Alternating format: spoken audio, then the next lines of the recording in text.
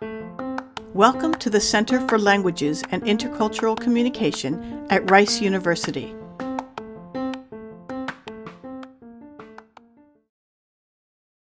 In this presentation and during this project, I have been targeting two goals. My goal number one was to figure out how can I implement intercultural competence in my own course? How can I have my students work on it? How can I train them?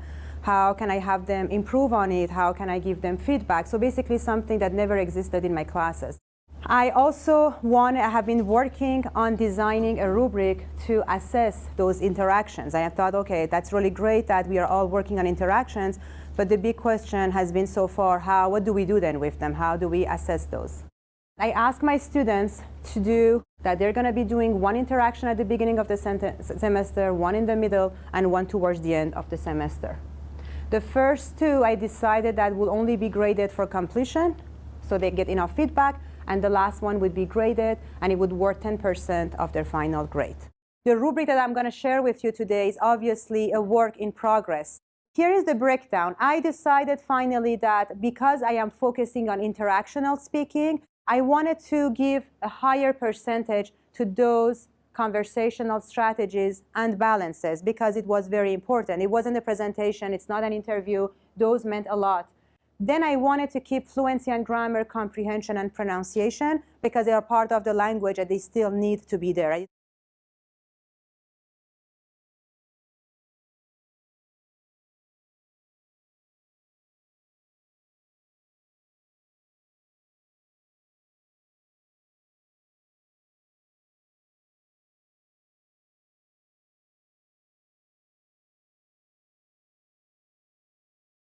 Conversational strategies, they have to clarify, maintain, they can clarify, maintain, and continue conversation using the following strategies. Survival strategies, back channeling, their intonation is very important, eye contact and body language. What is a survival strategy? For example, like when I had one conversation going on between two of my students in class, at some point they wanted to say gloves, and they didn't know how to say gloves. So the whole time it was saying, and I'm going to use, and then the other student didn't know it either. And then at some point, they got it and they moved on. But that was a survival strategy for that student to make himself understood. Can you think of an example for each one of these options? How can you rate each one of these strategies?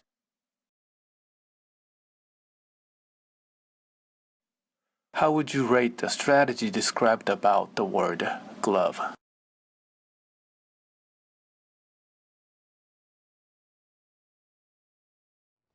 For the balances, I try to focus on initiating the conversation, expanding, maintaining, resolving silences, and shifting topics. And the way that I have divided my rubric, I try to make a rubric that will apply basically to any levels, to any languages, to make it as general as possible. Here, I'm just gonna show you a sample. And the most surprising thing for me was that when I was watching it, all of the things my students couldn't do, the interaction was not happening. And that actually showed me even more how much I need to train my students, how much feedback they need. When my students are gonna be out there having a conversation with a native speaker, everything is going to be so awkward. Bonjour. Je m'appelle Cécile.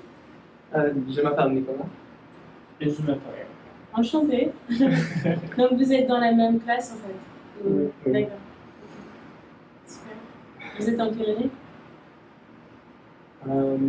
C'est votre première année ou deuxième année? Ah oui, première année. Première année, d'accord. Deuxième année.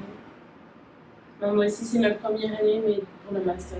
What the next step that I took after this first interaction, beside giving them feedback and working with them, was to bring a similar sample from my native speakers to make them aware how unfunctional their interaction is.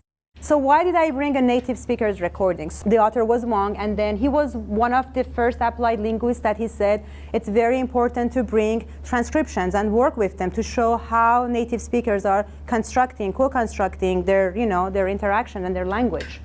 So the interaction between native speakers are an instructional life model that students could relate to because it was exactly what they had to do, and it was a missing piece in most of the textbook that we are using. Salut. Salut. Ça va? Ça va et toi? Ça va très bien. Bah raconte-moi un peu alors, c'était comment ton spring break? Alors mon spring break, c'était génial. Ouais. Je suis partie à New York. Ouais, oh super, dis donc. Ouais. Je suis partie avec mon copain. Ouais. Euh, Parce qu'il vient de là-bas en fait. ouais.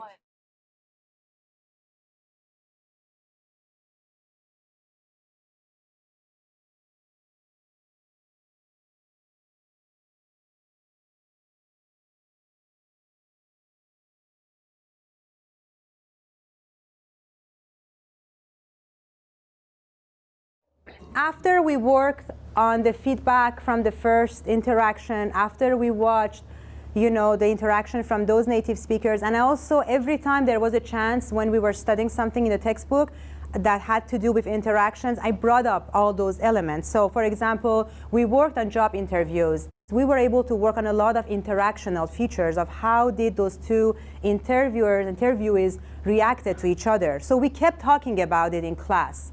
My students, I realized that during their second interaction, I started seeing things and strategies that they were absolutely not using before, and I was really happy. Toutes les langues qui sont enseignées à Rice ont un tuteur, même russe. Est-ce que vous avez expérience de tuteur Non, non, j'ai jamais fait ça avant. Autre expérience de travail? Oui, j'ai fait beaucoup de ça. See, it's very slow. They're still trying, but there is a big difference here. What is the big difference? They are finally asking, they were able to stick to the same topic for 1 minute.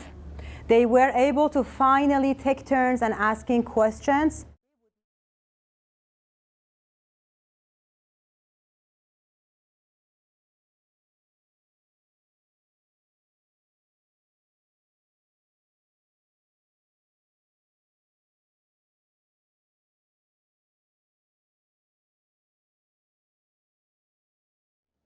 Why do I wanted to assess interaction? Because I wanted to create a direct link between what I do in class and what I'm assessing. I didn't want to just assess something that I'm not working on it in class and that was not maybe important and my students are not prepared and trained for. And at the same time, I wanted to make sure that those two are related to each other.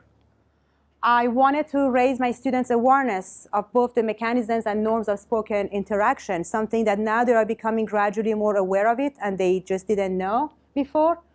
I want to help them become more effective conversationalists, you know, hopefully asking better questions, expanding, keeping up, turn-taking, and all of those.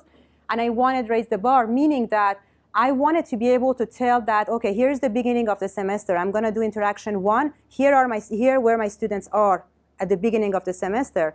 And then here is what I want to get them, and hoping that by the end of the semester, when I'm assessing them, they were able to make a jump. And the only way for me to know that I have been able to push them a little bit further is to have something, a scale to assess them.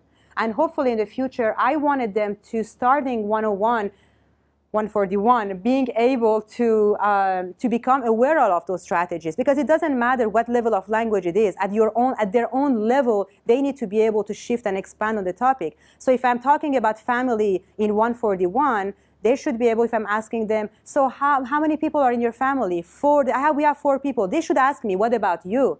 If they are not even able to do that at that level, there is a problem. And then a student in 300 level will be talking about, do you recycle? Why is it important? Why is recycling maybe important? But it's not going to change my balances, my conversational balances and strategies. Those are going to will remain the same. And that's exactly what I'm trying to say, that they should be able to do that starting the first semester. And just to review what I said before, I mean, that's something that we're going to need to decide. If you wanted to have them record their conversation, would it be an audio versus or a video one? Of course, you have to think about how practical it is and the logistics of it. It's a little bit, that's something you need to decide before your class starts. How often do you want to collect data? I did it 3 times throughout the whole semester. And when and how do you want to provide them with feedback? And also, you need to have an assessment rubric that would be meaningful for those specific interactions.